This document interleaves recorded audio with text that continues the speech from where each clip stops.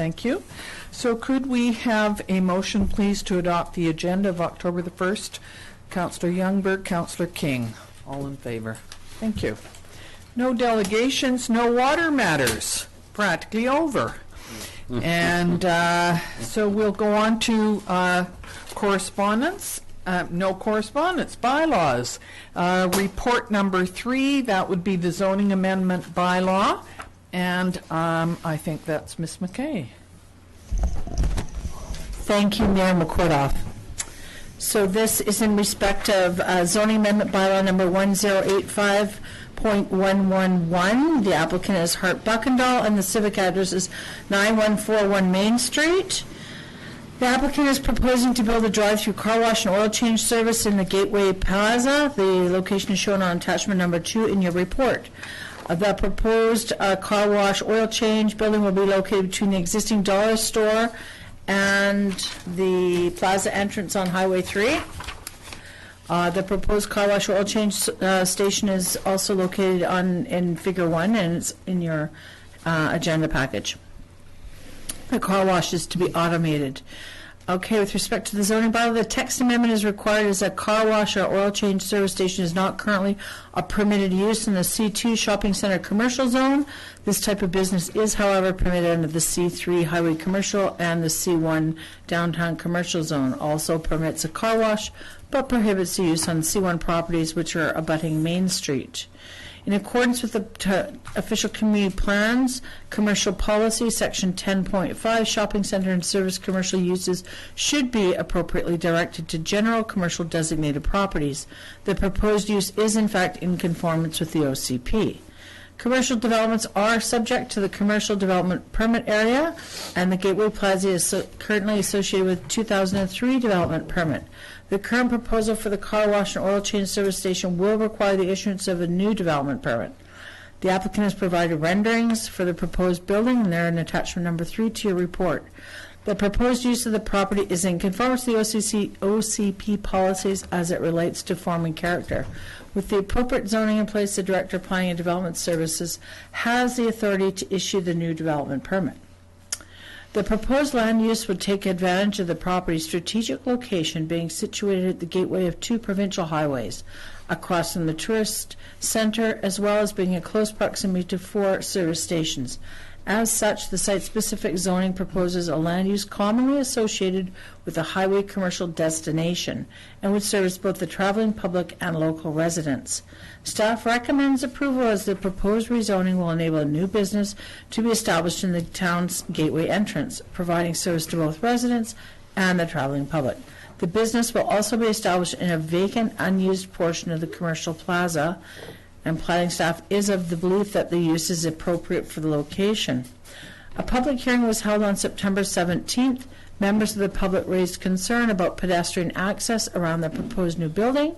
The applicant for the proposal and town staff noted these issues related to pedestrian crossings would be addressed at the development permit stage. In response to the concerns raised, the applicant provided a revised site plan. The revised site plan demonstrates the pedestrian crossings. So you'll note that they've actually moved the buildings further down to accommodate pedestrian access across the front, which was something that people mentioned at the public hearing.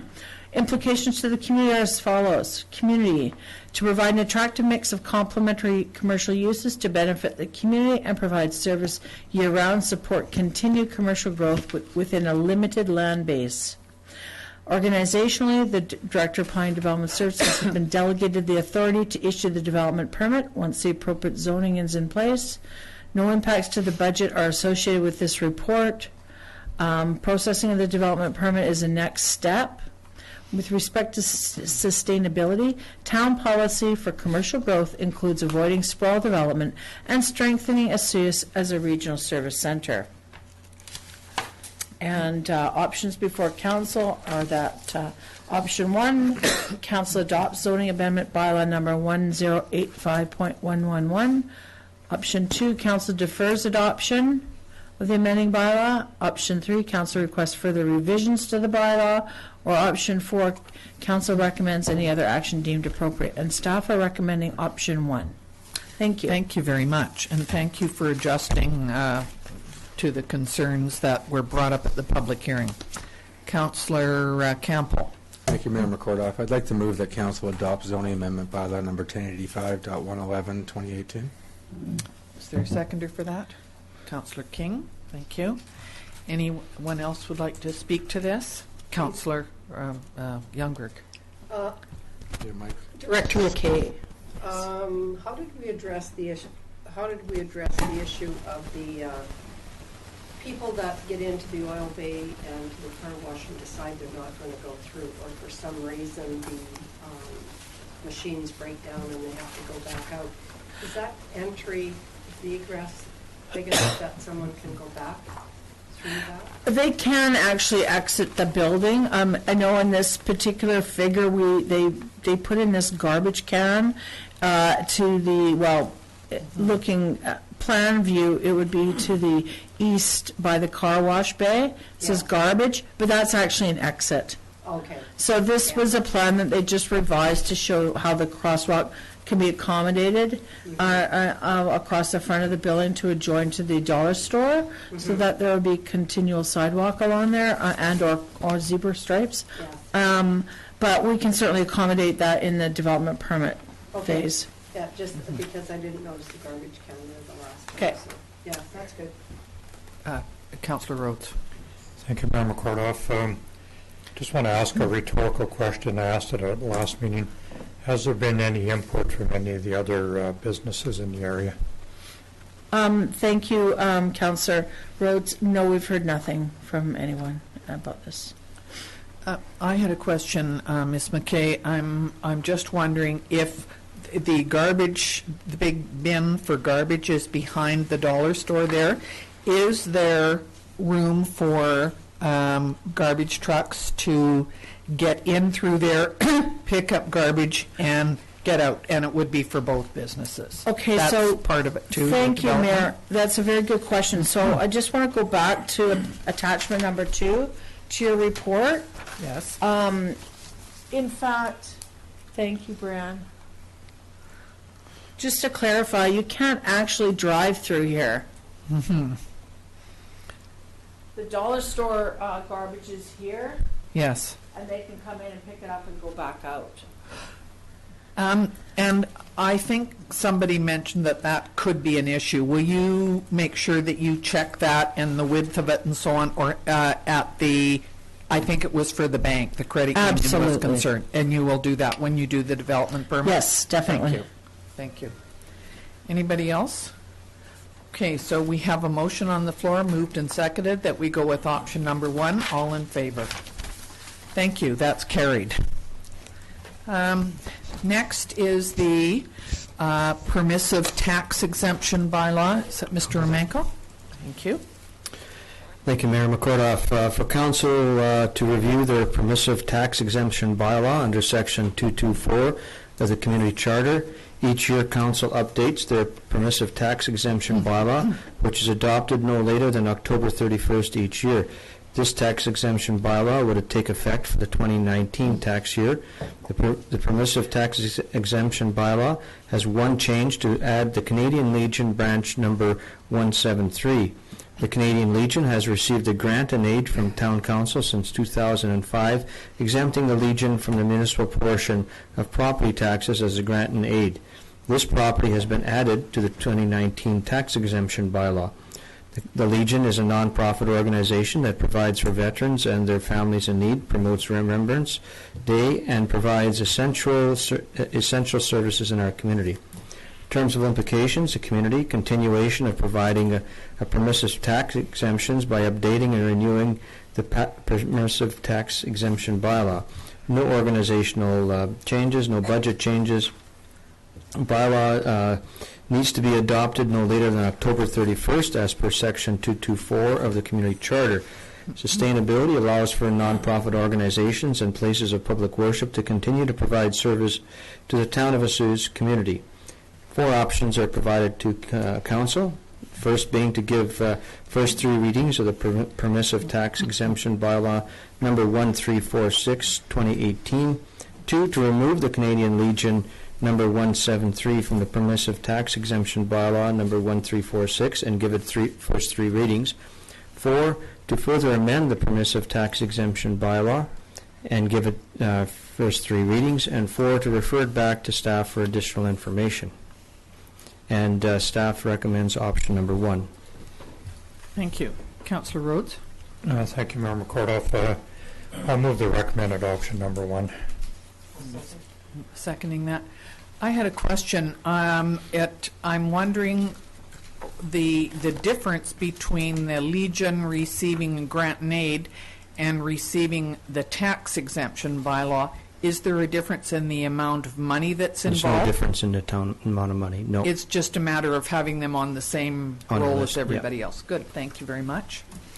So all in favor of the motion? All carried. Thank you very much. And next is the Foreshore and Lake zoning bylaw update. Ms. McKay. Thank you, Mayor McCordoff. The following 4 bylaws, which are attached to this report, were considered by council, and a public hearing was held on September 17th, and I won't list all the bylaws. They're here for your consideration.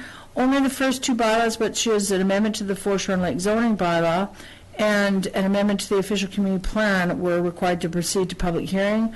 However, staff at the time felt that the latter 2 should be included in the information package to ensure transparency with respect to the proposed changes to the procedure bylaw and the ticketing bylaw.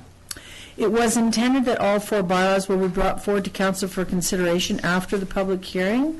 However, due to a number of contributing factors, including the loss of the Director of Planning and Development, these bylaws had not yet been considered for adoption.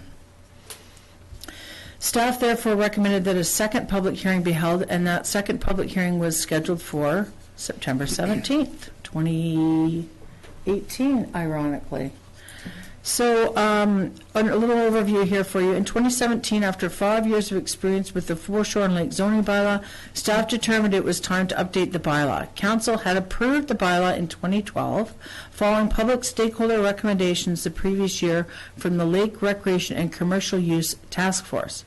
Bylaw objectives included sustaining Osceola Lake for the health of local fisheries, safe and orderly recreation and commercial use, and the continued attractiveness of Osceola as a resort community. The Foreshore and Lake bylaw applies to the upland and high water mark, upland area up to the high water mark, across the foreshore and out to the municipal lake boundary in Osceola Lake, which is typically about 100 meters from shore. 4 zones are demarcated. The W1, which is the public water use zone, including protected swimming areas. W2, the private moorage, which is typically for single waterfront homes. W3, or strata moorage, and W4, which is commercial moorage. Each zone has its own development standards, and a zoning amendment and public hearing is required to accommodate different uses not permitted under the current zone. An example of a zone amendment would be the adopted Foreshore and Lake zoning bylaw amendment to amend the bylaw to accommodate the floating water park in the W1 zone at Gyro Park. Foreshore and Lake Development Permit Area. The pending amendments included a proposal to add a Foreshore and Lake Development Permit Area into the OCP to promote environmentally sensitive design of private moorage facilities and to complement our Foreshore and Lake zoning bylaw. As explained below, these new permits will also compensate for a diminishing provincial regulatory role for private moorages. The Ministry of Forest, Lands and Natural Resources has very different approaches for dealing with what it distinguishes as specific permission and general permission applications for moorage facilities. The Ministry directly reviews all specific permission application for larger moorages such as group, strata, and commercial moorages and commercial facilities, and also refers them to local government for review and compliance with municipal requirements. Control of private mortgages is another matter, however. In those cases, the ministry automatically grants a general permission if the property owner conforms to the basic blanket conditions, usually on their own self-cognizance. This means that the province, and by extension, local governments, are often unaware of what private mortgages are being built. In the view of many affected local governments, this regulatory shortfall has worsened with the ministry's announcement on January 17, 2017, that general permission exclusions were being broadened with only a few very minor exceptions. To enable this shift, the ministry removed their previous surface limit of 24 meters squared for private docks, which is the same as our bylaw. As a result of the aforementioned information, staff at the time recommended that the town follow suit with other local governments by requiring development permits for private mortgages and instituting a foreshore and lake development permit area. The guidelines in our attached foreshore and lake development permit area are modeled after those applied by the Columbia-Shuswap Regional District and other municipalities, which in turn originated from the province's best practices. Now, with respect to the update in 2018, the following excerpt is taken from the Province of BC Environmental Protection and Sustainability website. Foreshore and riparian areas are important for biodiversity and provide valuable habitat for many species. During the planning and evaluation of works affecting the foreshore, consideration needs to be given to applicable legislation and to ensuring that any works do not impose direct or long-term cumulative impacts to the environmental values at the site. The protocol document applies to all works below the high water mark on the following large lakes: Mabel, Sugar, Okanagan, Kalmelka, Wood, Skaha, and Asius. It will be used as a guidance for all other lakes in the Okanagan area of the Thompson-Okanagan region, including Vassal Lake. This document may also be utilized by provincial and federal agencies and local governments in planning and decision-making processes. So that's important because they're identifying the fact that that protocol is what we should be following. So in January 2018, the ecosystem section updated the Okanagan Large Lakes Foreshore Protocol and developed additional company guidance documents. These new documents replaced the Okanagan Large Lakes Foreshore Protocol dated 2009 and included all of those additional guidance documents. So these recent changes in provincial policy make it ever more important that the town proceeds with the proposed updates to our policies and procedures.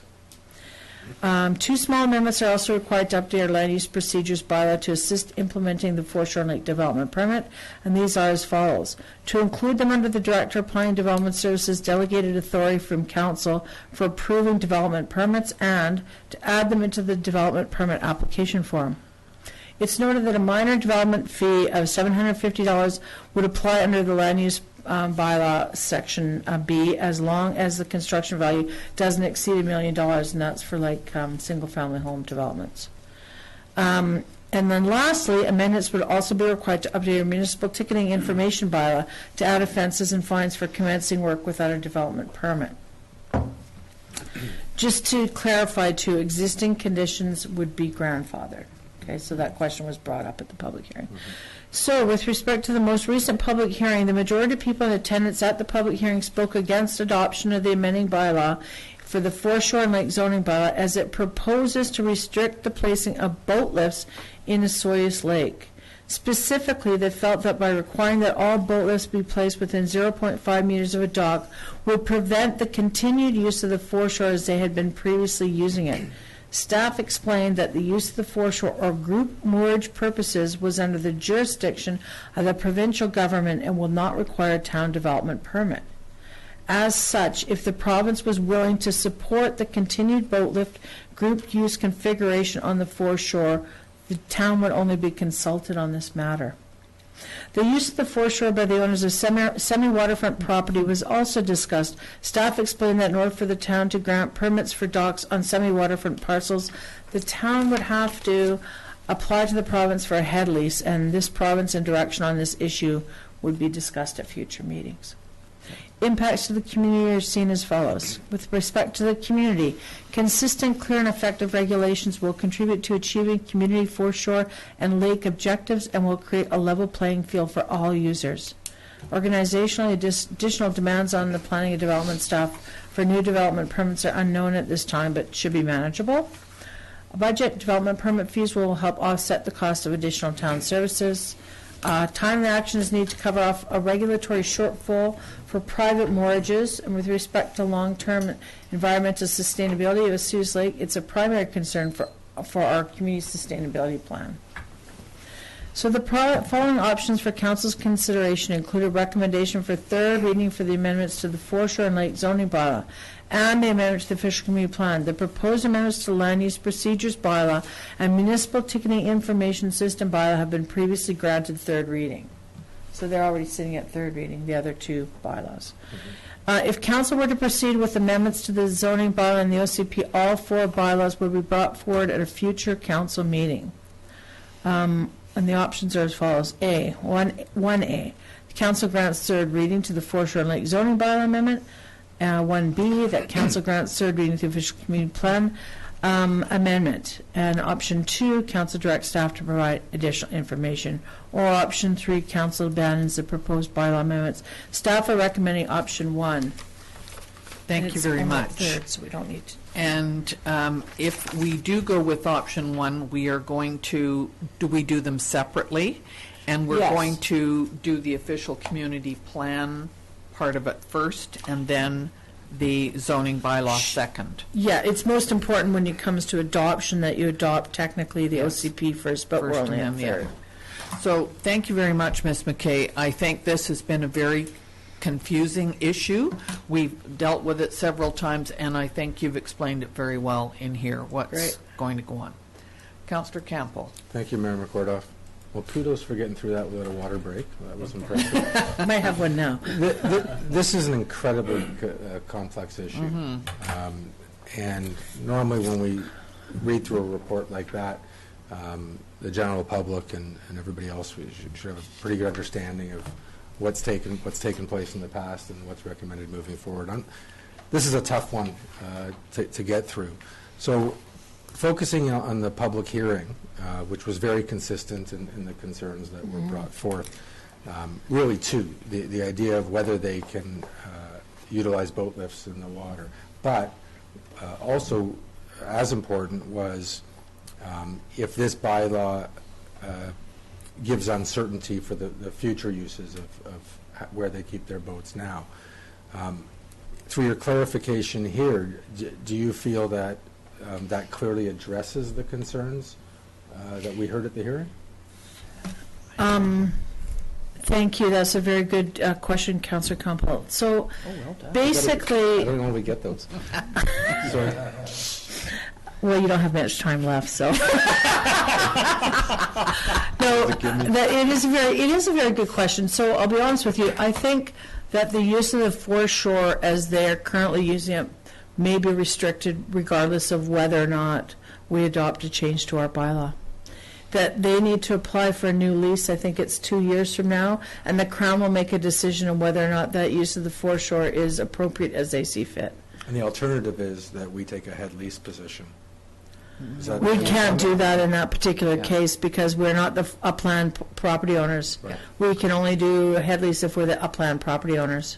Okay, thank you. So are you making a motion? But just to be clear, I mean, if the Crown said that they were okay with that use and forwarded it to us, and it would be up to council to determine whether or not they wanted to support the Crown's. But it would fit in with our foreshore, yeah, okay. Councillor Youngberg.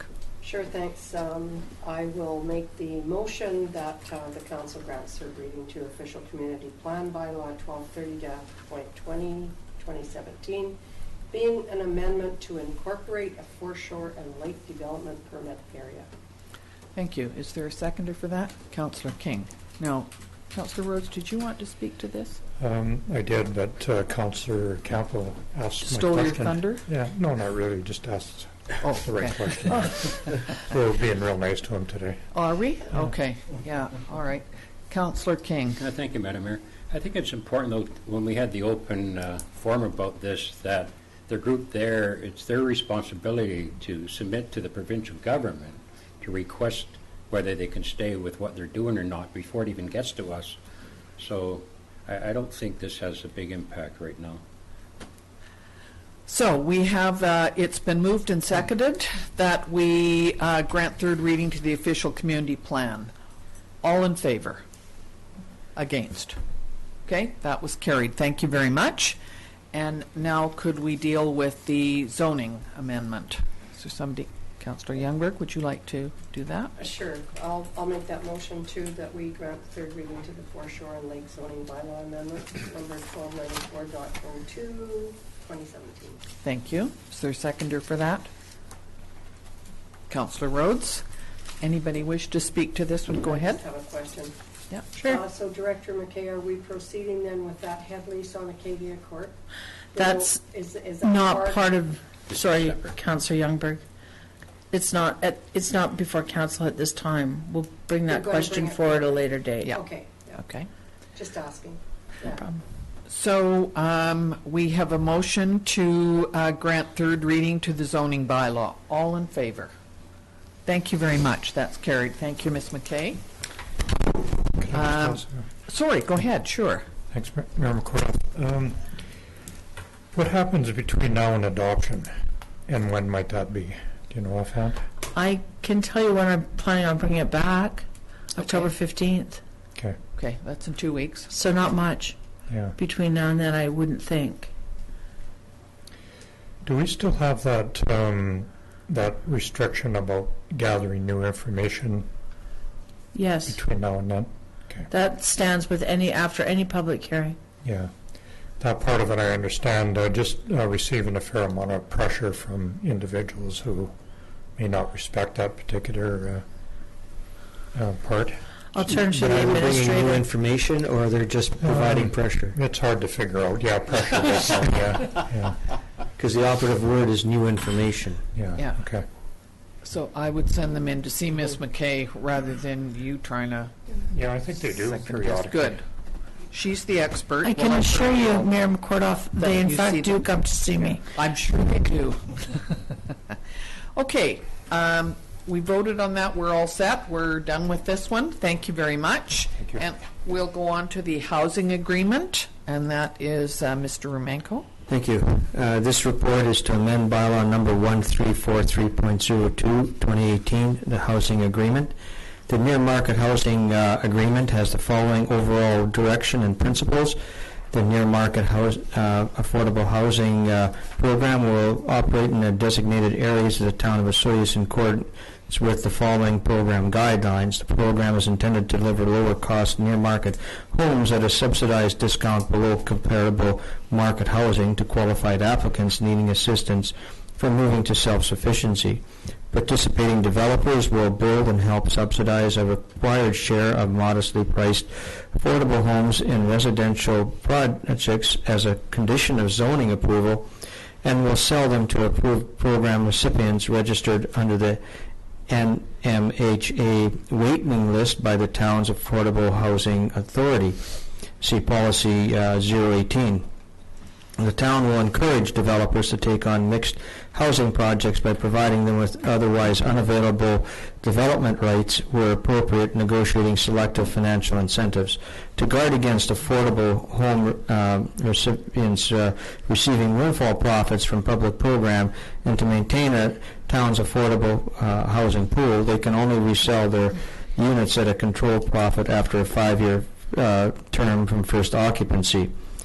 Elkhart Construction is in the process of building the first house that will be offered under this program. This has created some interest and caused the administration to be drawn back to review the overall policies and documentation. In our review, we found an issue with the current structure of the program and its inability to prevent short-term windfall profits on the second and subsequent sales. The program was set up to keep the houses for a longer period of time. However, that changed from a 30-year period to 20 years. The latest change to 5 years may make the house more attractive to buy, but is open to short-term flipping by a second buyer in and around the 5-year period. The attached housing agreement maintains the minimum 5-year period that an owner must own the near-market home before it can be sold at market rate. However, the term that the house must remain in the near-market program has been extended to 15 years. The result is that any owner within a 15-year period of the first purchase must own the home for 5 years before the home can be sold for market value. The change in the agreement necessitated an amendment to the housing agreement bylaw number 1343. Attached is the bylaw amendment number 1343.02 that amends the attached and agreed to housing agreement with the Elkhart Construction. Terms of implications, the change will make housing more accessible to near-market eligible buyers. Organization, just a time spent on bylaw changes. Budget, no budget changes, as the reduced market home discounts are provided by the developer. Significant date, the sooner council approves this change, the sooner the developer can make homes available to eligible buyers. 3 options are presented to council, the first being that council completes the first 3 readings of the Housing Agreement and Bylaw Amendment 1343.02. 2. Council makes changes to the suggested bylaw prior to making the first 3 readings to the housing agreement. And 3. Council requests additional information, and the administration recommends option number 1. Thank you very much. And because the town is quite new at this, delving into this issue, there have been some changes that have been identified along the way, and I think that and that's good, and so we're happy that those things have been brought to our attention before we get stuck. So, Councillor Youngberg.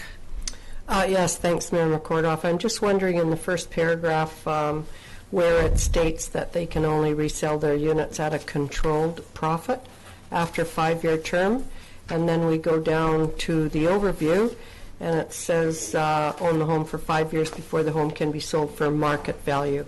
So should they be consistent, or was Yes, there I've got to go back and clean up that language, but Okay. the just bringing it up? well, controlled profit refers to cost plus CPI.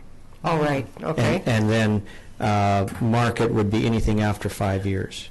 Okay.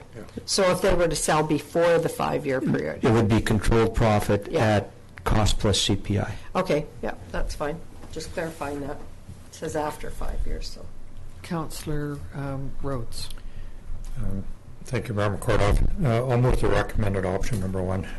Thank you. Are you seconding that, Councillor Campbell? Is there anyone else that would like to speak to this? Go ahead. No, I was going to say just that I'm seconding that with the clarification. Sure. Okay. Good. Okay, so all in favor of the motion? Thank you very much. That's carried. Did you think I've forgotten? Well, if you keep doing that to me, I will forget. Zoning, the next report is the zoning amendment bylaw. Ms. McKay, report number 3, the airport. Thank you, Mayor McCordoff. So the owner of this property is the town of Osiris, and the applicant is J.F. Lanier. And council will recall that during August 20th, a regular open meeting, council gave first and second readings to the attached zoning amendment bylaw number 1085.107, which proposes to add a mix of restricted general uses with accessory residential above to an M1 zone property. Public hearing was then subsequently held on September 4th, following which council gave third reading to the amending bylaw. With respect to the proposal, the applicant has proposed to rezone the subject property to allow for the construction of a 7-unit general industrial use building. The intent is to have 1 residential use above each of the strata industrial units. According to the applicant, the live-work units will provide space, services, mentorship opportunities, and support to assist new and growing businesses to become established and profitable. The intent is to have the owner or operator of the business to live in the units while the business is in the startup phase. A Section 219 restricted covenant will be registered on title to ensure that the property is not used for temporary accommodation for the traveling public. Comprehensive development is being proposed in order to accommodate an appropriate mix of residential and general industrial uses and to allow for 1 residential use above each of the strata units. The following uses are considered to be suitable for this site, intended for the use of the property to provide for live-work opportunities: manufacturing, finishing, and packaging, cartage, delivery, and express facilities, welding, fabricating, machining, aircraft-related uses, workshops for general contractors and trade contractors, indoor automotive repair and restoration, and then, of course, 1 residential use by the owner or operator with a maximum floor area of 100 square meters. The proposed development is adjacent to property which is within the agricultural land reserve. Town objectives as outlined in the OCP include minimizing conflicts between adjoining urban developments and farming operations. Taking this into consideration, the site has been designed to minimize any potential conflicts. The subject property abuts the town of Sirius Canal Trail. The trail corridor is 3 meters wide, and the trail corridor in combination with a 6-meter setback to the building results in a total setback of 9 meters. Planning staff are of the opinion that this setback, coupled with the restricted use on the property, will ensure that the OCP objectives are met. Development of industrial designated properties are subject to compliance with the industrial development permit area. The applicant will be required to comply with the development permit guidelines and submit a completed development permit application and associated fees for staff's review. Preliminary drawings are attached to your report. The applicant is proposing to create a strata subdivision. This would allow each of the individual strata bays with the residential use above to be sold as a separate independent unit. In order to complete the strata subdivision, the applicant will be required to submit subdivision and servicing plans. Approval of the subdivision will be contingent on the submission of any fees associated with the servicing of the lot and any off-site costs that may be required to upgrade municipal services. The proposed rezoning will allow 7 new business startup opportunities in our community. The proposal meets the objectives of the community goals by providing a diversity of housing types, densities, and locations to accommodate different lifestyles, affordability, and needs. The proposal requires a development permit for form and character. A strata subdivision proposal will also be required. There are no impacts to the budget associated with this report. Council may consider adopting this bylaw at today's meeting, and providing opportunities in the general industrial and service industrial sectors is an economic development goal in our official community plan. The options are option number 1, Council gives fourth reading to zoning bylaw amendment number 1085.107. Option 2, Council defers adoption of the bylaw. Or option 3, Council recommends any other action deemed appropriate. And staff are recommending option 1. Thank you very much. So I'm assuming fourth reading means the adoption. That's Is that correct. the same thing? Okay, that's what I figured it had to be. Councillor Rhodes? Thank you, Member Kordoff. I'd like to move the recommendation of option 1, but for clarity, it does mean adoption. Yes. Just curious why we don't call it that. I hadn't heard of fourth reading before. I'm not sure why I did that. I'll just take the 5th on that and say it's a throwback to working in another community where that's what they call it. No No, problem. for clarity, I'll change the word to adoption from. Okay. Please do. Thank you. Okay. For Councillor, clarity, I'll refrain from using that terminology I'm, again. I'm seconding that. the adoption or the fourth The reading? adoption. Okay. Is there anybody else who would like to comment on this? All in favor? Thank you very much.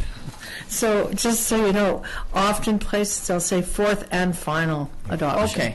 Well, that wasn't Anyway. included in here, so We'll do that we'll go again. with what you've got. Okay, Thank you. thank you very much.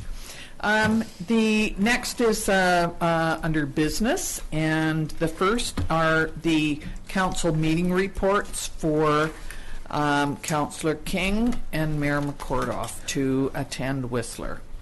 Could I have somebody other than Councillor King and I to do something with this? Councillor Campbell? I'm You're approving it. approving the expenses, okay. And Councillor Youngberg, are you seconding that? I will. Okay. All in favor? Thank you very much. And the next is Ms. McKay, is this you again? Okay. The urban forestry plan. Thank you, Mayor McCordoff. So this is a report in respect of our urban forestry plan. So Council's 2017 budget included funds for an urban forestry plan and tree management bylaw. A request for proposals for consulting services was released on June 7, 2017, with advertising placed on the town's website and in the News Times, Civic Info, and BC Bid. CTQ Consulting Services submitted the successful proposal. The urban forestry plan has now been received, a copy of which is attached to your report. So if you want one printed, I could do it. I thought you were going to read it. The whole thing? No. I'll need more water. Need wine. So a little bit overview here. Sustainable urban forests are a vital component of communities across BC, but are often undervalued. It is important to manage and protect urban forests as communities continue to develop and become more densely populated. Urban forests are essential to the current and future health of cities and their inhabitants. To maintain the net benefit that trees provide over time, humans have to intervene and manage the regeneration of the urban forest. The attached urban forestry plan focuses on trees on public property only. However, the majority of trees within the urban forest, that is within the town boundaries, actually grow on private lands. Good planning, planting, and maintenance practices should be adopted by both the town and its residents to ensure the vitality of Azusa's urban forest, especially as weather extremes become more frequent due to climate change. The most effective way to regulate tree cutting and tree replacement is through the implementation of a tree bylaw. However, to date, the residents have not yet had the benefit of learning about the benefits of urban forestry management. Given that the town will be starting a review of the official community plan, we're in a good position to begin the important dialogue with our community. The information gathered through the development of the urban forestry plan will provide a strong foundation for OCP policy advancement for urban forest management. So the implications of the community are as follows. Community. Because of Azusa's special status as a resort community, we will especially benefit from effective urban forestry practices and policies. Public participation in the OCP review process will help guide the future bylaw and policy relative to tree retention and replacement. Organizationally, effective policies and regulation will assist staff to make better use of their resources for improving customer service. No budget considerations at this time. It's anticipated that the review of the OCP will begin early in 2019, and with respect to sustainability, urban forests have considerable environmental benefits, including improved quality of life, shading, and reduced energy consumption, noise reduction and visual shading, improved air quality filtration, reduced greenhouse gases through carbon sequestration, and reduced stormwater runoff, and improved bank stability and enhanced riparian fish habitats. It's a lot easier to write it than it is to say it. Options for council are that council accepts this report as information for future planning programs, and option 2, that council requests additional information. Staff are recommending option 1. And I just want to let you know that between the draft and the final plan, I had removed elm trees as a recommended species for planting in our community. Just thought that might be a good idea. What about the Russian olives and the tree of heaven? I thought those were the 3 trees that we didn't want. Are they in there? What's a tree of heaven? You know what? I know Sounds there like was- something you'd want, isn't it? No, it's not. And there was a couple of them down at They're not in Haynes here. Point, Suiwas, and they were taken out. I remember that by Parks The BC. appropriate tree species are not, they're not listed under here. Thank you. Okay. Thank you very much for getting this. I know we've talked about this urban forestry plan for quite some time, so it's nice to see the final report. Councillor Youngberg, could you? Yes, thanks, Mayor McCordoff. I was just going to state the same thing, that we look forward to implementing this plan with our new OCP. I'll move that council accept this report as information for future planning programs. Thank you. Are you seconding that? Anybody else need to? Oh, sorry. Go ahead, CJ. Thank you, Member Kordoff. So now that we have this, and we've clearly identified some of these invasive species in our community, the reason why they're here is because humans planted them in the first place, and it seems like they may have had logical and good reason for doing it at the time. What process do we go through to stop that from happening again?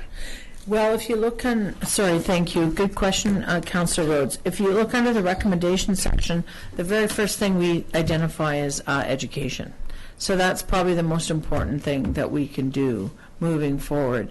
As part of the OCP review, we're hoping to educate the community not just on this, but on some other good planning practices as well, and get a read from the community on how they feel about things like tree bylaws. A tree bylaw, for example, can outright prohibit the planting of certain species. along with recommending certain species in an urban forestry plan, you can have a bylaw that prohibits the planting of certain species. So that would be one way. Yeah, that was kind of where my questioning was leading. It's one thing to have the study and the plan in place, and we'll be going that far to do a bylaw to give us some opportunity for enforcement in the future. We will. After, as part of the OCP, or after, or is this a separate? Well, the bylaw would have to be separate than the OCP, but during the OCP process, I recommend that that's when we do our education process, Okay. educating the public about the importance of tree management in our communities. And then when we bring out the bylaw, the community's a little bit more aware of what we're trying to achieve with it. Okay. Okay. I'm starting to think she says that to everybody, the good question. So you don't think you're special then? No, okay. Did we have that moved? I and don't seconded? say it to We did. everybody. So we just didn't vote on it yet? All in favor? Thank you very much. Take a break. Next is the pre-budget approval for the West Bench washroom. Is this, looks like not Mr. Dinwiddie, but Mr. Davis, is it? Thank Yes. you. Thank you, Madam Mayor. Over the past several years, the town of Osoyoos has made several improvements to the West Bench area near the Osoyoos Sorry, I think Secondary your School. mic's on. I don't think your mic's on. Is it on there now? Move your finger. It's on now, yeah. Thank you, Madam Mayor. Pretty good. Over the past several years, the town of Osoyoos has made several improvements to the West Bench area near the Osoyoos Secondary School. 4 outdoor pickleball courts have been added to the existing 3 tennis courts. A new dog park has been created. A baseball diamond has been reestablished to supplement the existing facility, and the canal and Dividend Ridge trails have been developed. With this increased access to numerous recreational activities, administration is recommending that a washroom facility be constructed in the area to accommodate the needs of the various user groups. Unfortunately, the nearest available sewer line to the West Bench recreational area is over 550 meters away at the intersection of Highway 97 and 62nd Avenue. The estimate cost to install a new sewer line is $370 per meter, which would mean that the cost to connect the proposed West Bench washroom to the town of Osoyoos sanitary sewer system is approximately $205,000.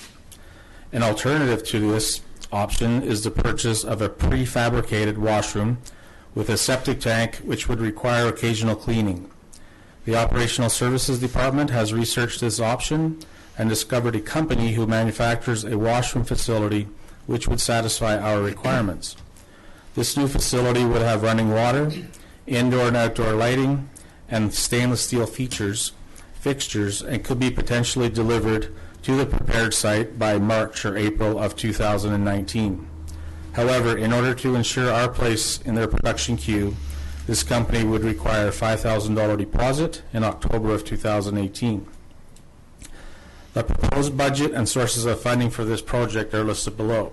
Quote from Green Flush Technologies on a single stall Aspen model is $80,100. Cost to run water to the site, $3,000.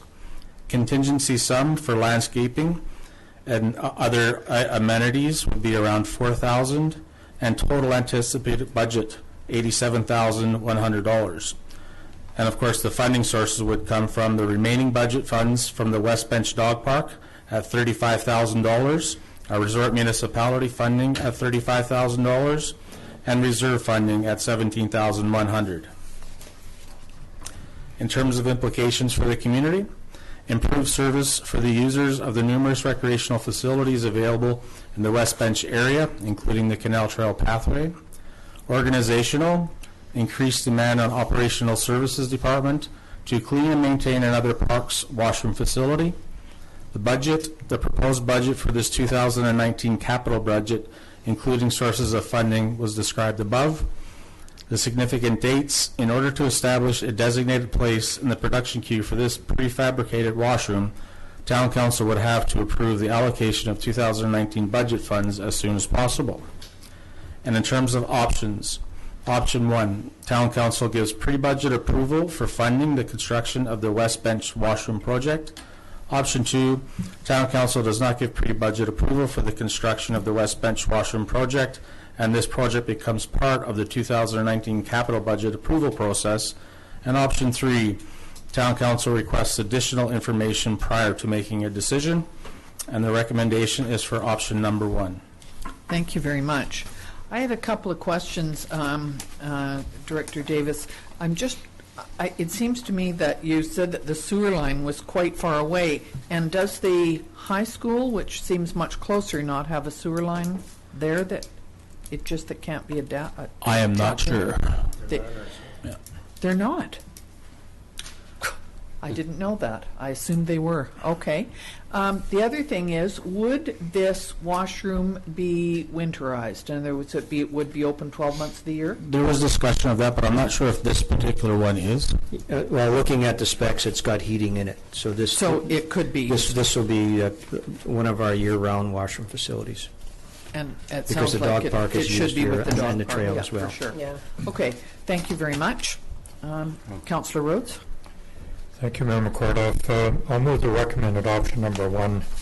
The Town Council gives pre-budget approval for funding the construction of the West Bench Washroom project. Thank you very much. And Councillor King is seconding that. Did anybody else want to speak to it? No.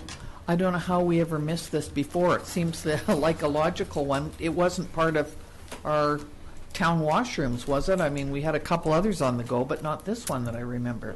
Originally, when we did our community services master plan, there was a washroom identified for that area. Okay. And now with the addition of the other amenities, Sure. There has been some of the groups up there for sure asking for washrooms, and we do provide the porta potties on an annual basis. Good, thank you. Yes, Councillor Rhodes. I'd like to take this opportunity to comment on the budget amount being used from the dog park. And through the due diligence and hard work of that committee that put that whole park together, this is an actual savings of that budget that was not used up during that process. So this is a great way to enhance that area up there and offer an amenity that is really needed, both for the dog park and the tennis and pickleball and the hikers that go by there as well. So, Good. Thank you. So it's been Totally moved agree. and, did you have a question? No. Councillor Youngberg? No. Okay, it's been moved and seconded. Am I correct? Yes? Okay. We just haven't voted on it. All in favor? Thank you very much. And next is the Dance Oasis sponsorship, and Mr. Davis. Thank you, Madam Mayor. The town received a letter asking for a sponsorship for a number of local dancers who are taking part of Dance Oasis to travel to Disneyland to be part of a dance show and attend a dance camp. Dance Oasis is planning to attend Disneyland to perform in front of thousands of guests. The trip will include a camp featuring Disney choreographers, along with a parade where they will perform live. This will include a number of Disneyland entertainment stages.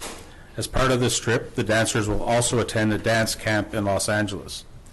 Staff spoke to the organizer from Dance Oasis, and they have one student from Oliver, one from Oroville, and the other 12 are from Osoyoos. They received the donation from Kiwanis of Oliver for $1,000.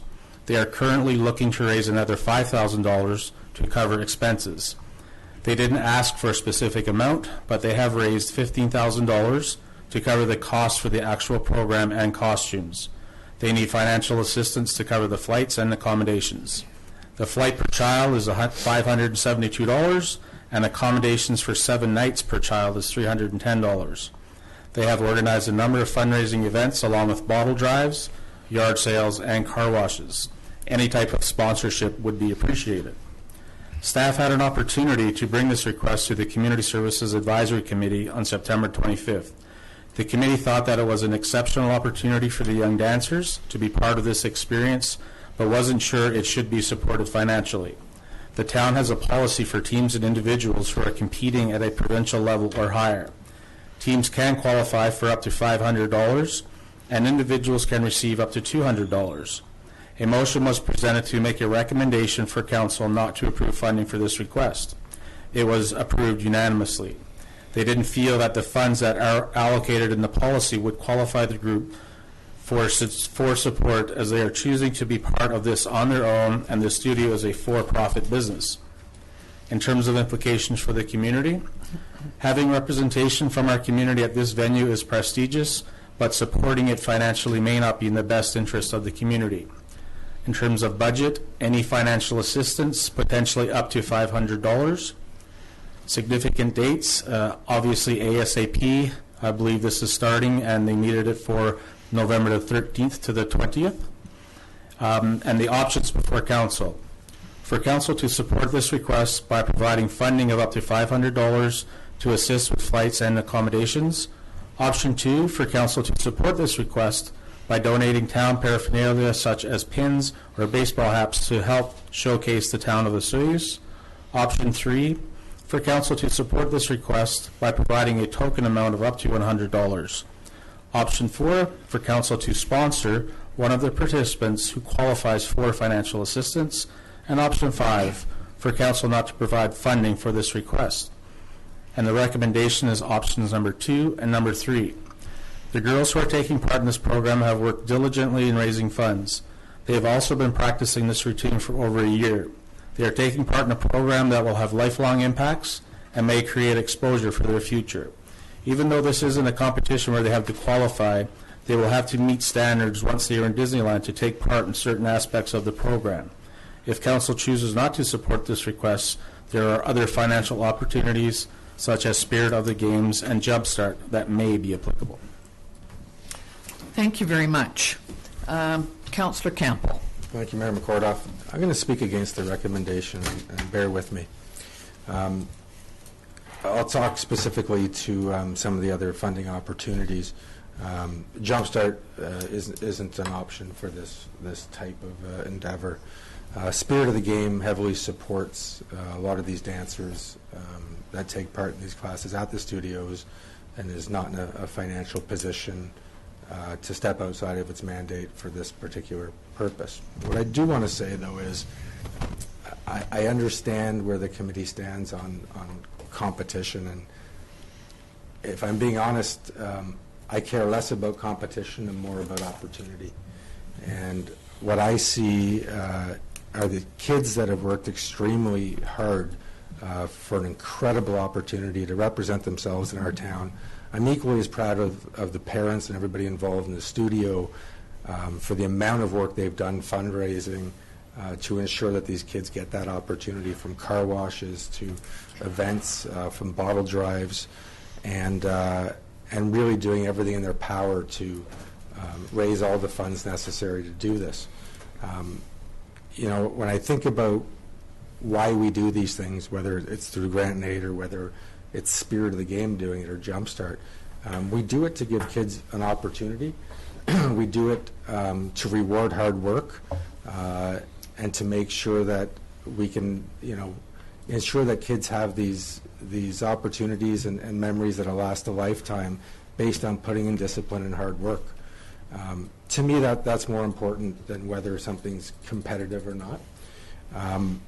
I know that we do have money that we did not use in our grant and aid program this year, and we're likely not going to see opportunity to use it. So I'd like to move that the council approve funding for $1,000 from the grant and aid funding toward the expenses in the letter that are recommended in the letter. Councillor Rhodes, you're seconding that? Well, I would just like to say that that I certainly understand that that recommendation. I, as well, when I read this this report, thought that the girls had, and their parents and the dance group had done so much to get themselves ready for this competition.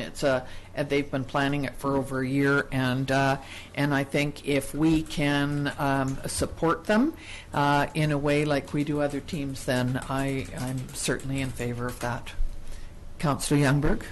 Yes, thanks, Mayor McCordoff, and I'll certainly agree with all the comments that are made, and I would like to see some pins and pens and things given to the girls to distribute, because it's so important when you're down there that you have something representing your community. Councillor to Young, maybe that's another motion that can be made as well. Okay, Actually, I would- anybody I could make that. can do that, so there's not a problem with getting that, is there? Okay. They just need to come in and Just get as that. long as that would be considered. Yeah, I'd like that for sure. included. So the motion is to provide funding for up to $1,000 to assist. Not up to For $4,000. $1,000, right. Okay. Anybody else? All in favor? Against? No? Thank you very much. That's passed. And now we have Mr. Rumenko, Music in the Park. So I suppose they want money too.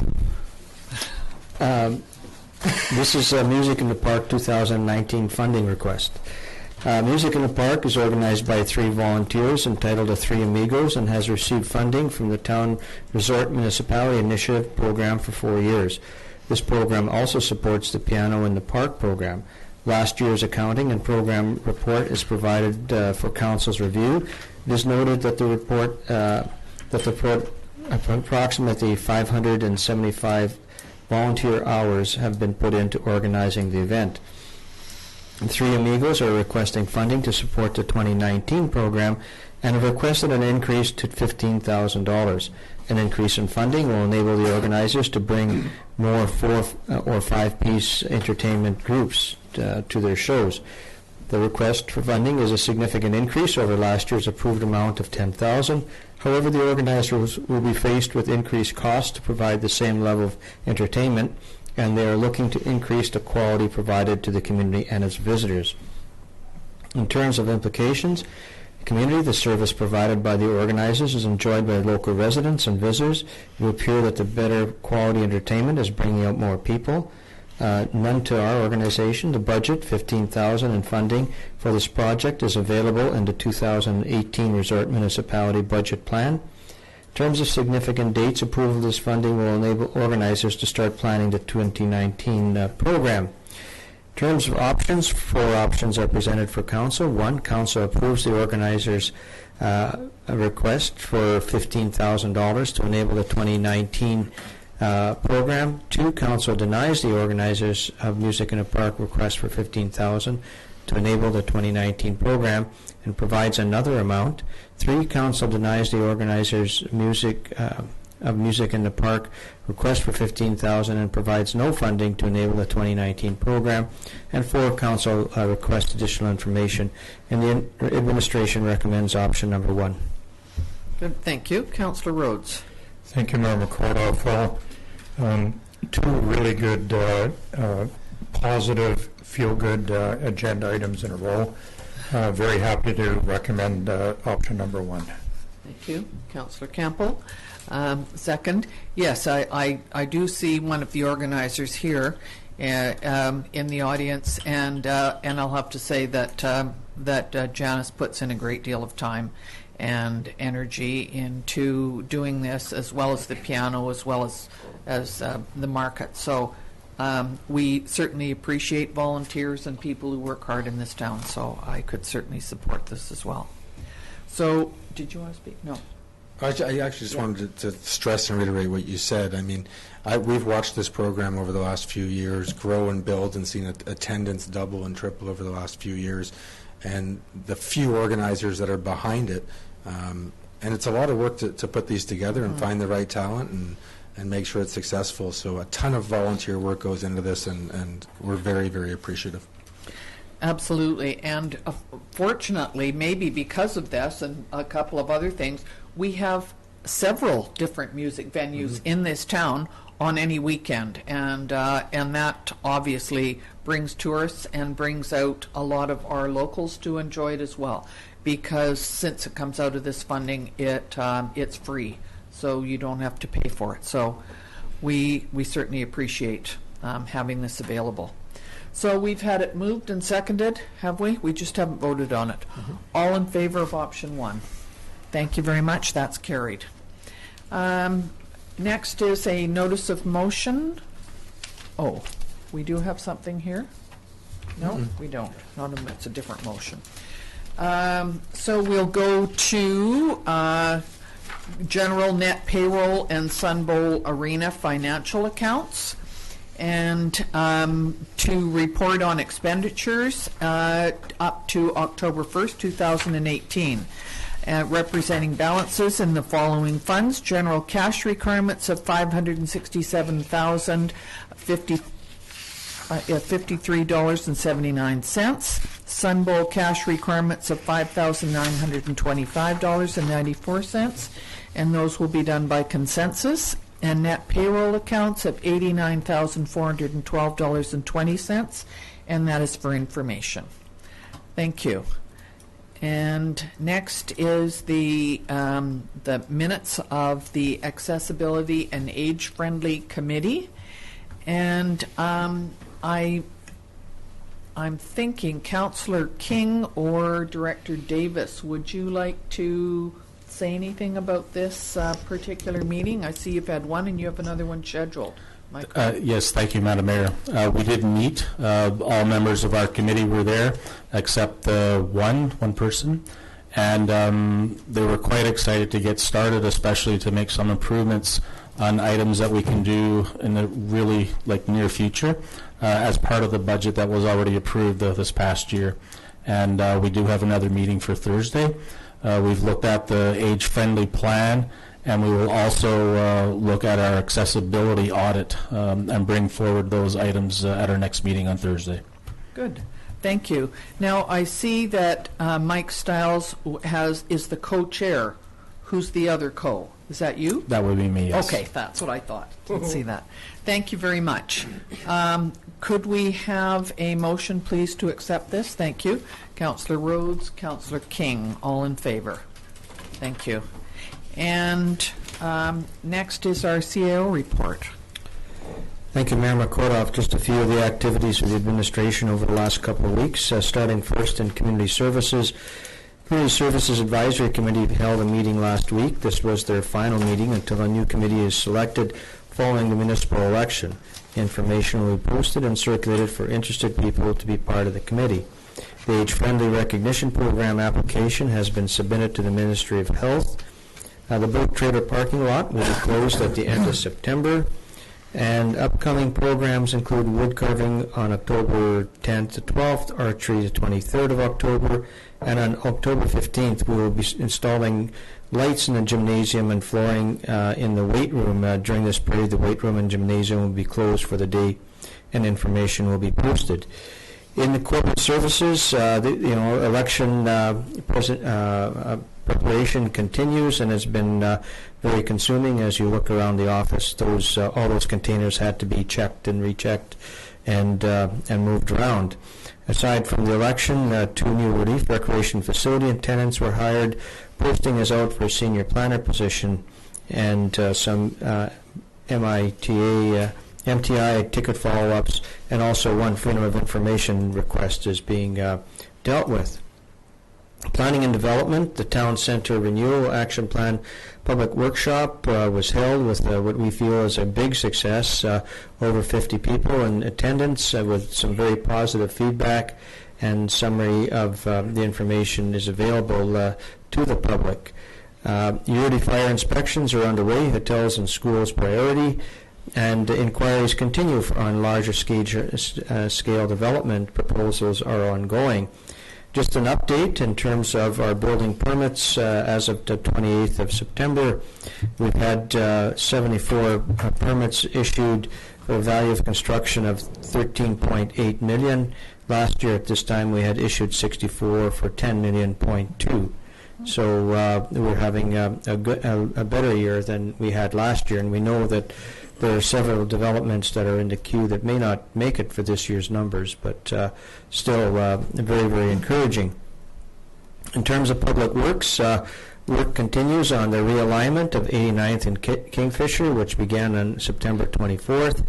Installation of curb bump outs on Main Street at 87th and 89th continue. Concrete is scheduled to be poured on October the 9th. Leaking water valve was repaired on a lane behind the town office. Fence was repaired at the landfill, cut by thieves last week. Swing area for the new solo swing at Kinsman Park was created, and we're just waiting for the shipment of the fall protection and installation of it. Swing buoys have been removed for the season, and all the park's washroom except for Goodman and the Marina are scheduled to be closed for the season on October 15th.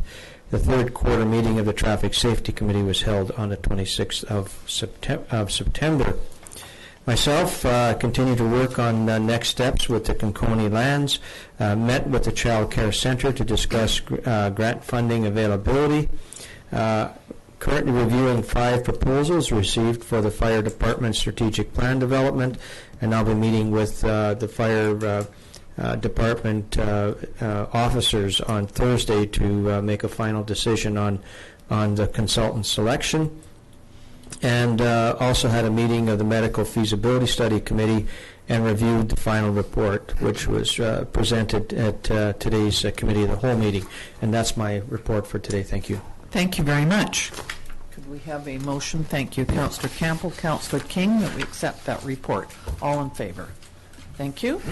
Now we'll go on to councillors' reports. Councillor Youngberg. Thank you, Mayor McCordoff. Not a lot to report, other than that I'm on the nominating committee for the Okanagan Regional Library. Good. Getting all sorts of nominations from individuals that are running for their office of councillor. So having said that, I'm going to pass on. Other than that, I'm excited to go to this public hearing tonight about cannabis because I have a space to rent, and of course, you know, I've got 17 phone calls. So I'm going to find out what the results are. Thank you. More tonight. Councillor Rhodes. Thank you, Mayor McCordoff. I'm going to pass. Okay. Councillor Campbell. Not a lot to report. Very, very encouraging to see the turnout we saw at the downtown revitalization meeting, especially from the first meeting where we almost had nobody attending. So it's great to see that interest. It's also great to see a big field of candidates for this election too. So certainly, just a wider range of people to talk to and learn from and understand what they think they could bring to the table. So very encouraging. Thank you. Councillor King. Thank you, Madam Mayor. Just over a week ago, I attended Desert Sun Society's AGM. They're in financially good positions. They're writing more grants. They just do miracles and wonders in this community and really give a balance to this town. Also attended the DO board meeting last week as a representative council where they reviewed their budget for next year. It did get passed. One thing that I found interesting with the money they do receive, they actually subsidize that visitor center to the tune of about $80,000 or $90,000, but comes up with a budget. Again, attended the Revite for Downtown with about 60 people there. I think it was exciting. A lot of great ideas. Thank you to staff for what they put together, and really looking forward to that report, their draft report coming forward to council. And the Rib Fest this weekend, I think, was well attended. It seemed very prosperous, and that's my report. Thank you very much. So, yes, I'd just like to thank not only the people who attended our downtown renewal project, but our staff, because we had a lot of staff there who attended long hours and took part with a great deal of energy. So thank you all for doing that. I support certainly the findings that the health facility report came out with this morning. It's really just a starting place, and we're going to have to look at putting that into our considering putting into our budget for next year. It's a huge amount of money, and we need to be very careful and look at all the issues that they brought up. But it was a good start for sure. The election is certainly taking a great deal of time from everybody. We have 5 candidates here today that are running for re-election, and election, and so we're looking forward to hearing about that. Please, if you are interested, come to the public debate candidates forum, which is a week tomorrow, on the 9th of October from 6 to 8 at the Sonora Center. You can hear all of the candidates speak, And also, there is an opportunity to submit questions to the moderator. And it's Thanksgiving this weekend, so for people who are traveling, please be careful. Have your snow tires on because there's snow on the mountain passes already, and don't have too much turkey because it's soporific, which is one of my favorite words. It means it puts you to sleep. So Once a teacher, always a teacher. So that's all. Look forward to seeing some people at the public hearing tonight on the cannabis bylaw. Thank you very much, everybody. And could we have a motion to adjourn the meeting? Thank you, Councillor King, Councillor Campbell. All in favor? Good. Thank you. You're opposed? Okay.